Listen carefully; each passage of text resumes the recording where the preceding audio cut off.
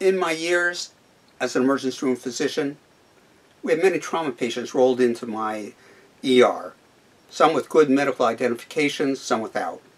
The medical identifications are important to us. We want to see them as soon as possible because they list patient age, underlying conditions, medications, allergies, things we need to know about in the emergency room right away. Others, we later found the IDs, but they were either separated from the patients and brought in later, or some we heard about or were never found.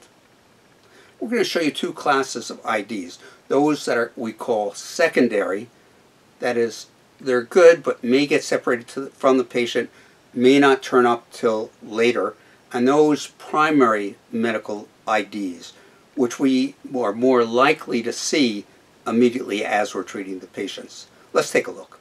In the secondary group, we see identifications that can be placed in your wallet, quite extensive, a lot of room for information. We see types that will attach to the helmet. This one happens to be waterproof, lots of room for information. You fold it up, place it in here, and then stick it onto the helmet itself. We see other types that can attach to the runner's shoes or even to bike shoes.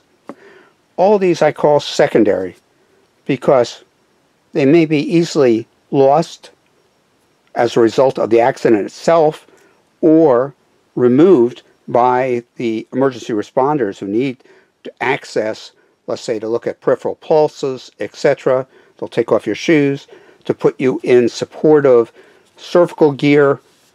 They'll remove helmets, and while it's, again, may be lost or given to somebody else who may be on your ride or running with you, it may not turn up till later. In my experience, the IDs that more likely remain with the patient are of two types: the dog tag and the wristband. Can't say they're 100%, but we're more likely to see them as we're working in the emergency room on a critical case. Let's take a look at each. The dog tag. Make sure there's enough space for important information. Some allow only a few lines, which is not enough.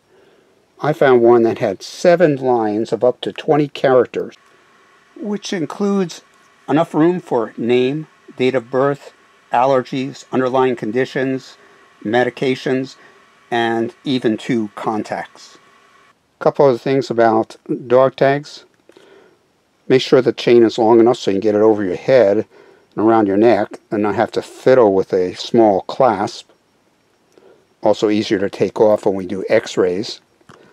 I like it to contain the Star of Life or what we call the medical caduce.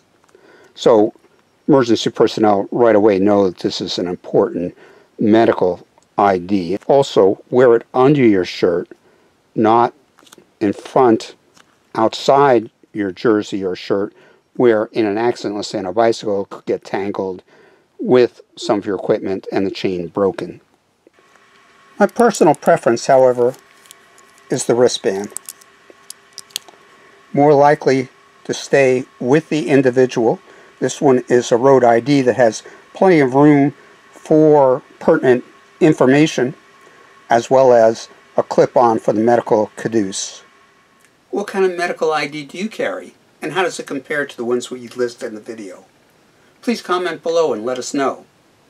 Also subscribe to keep up with our latest videos. This is Tony of Tony 10 Speed. Safe cycling.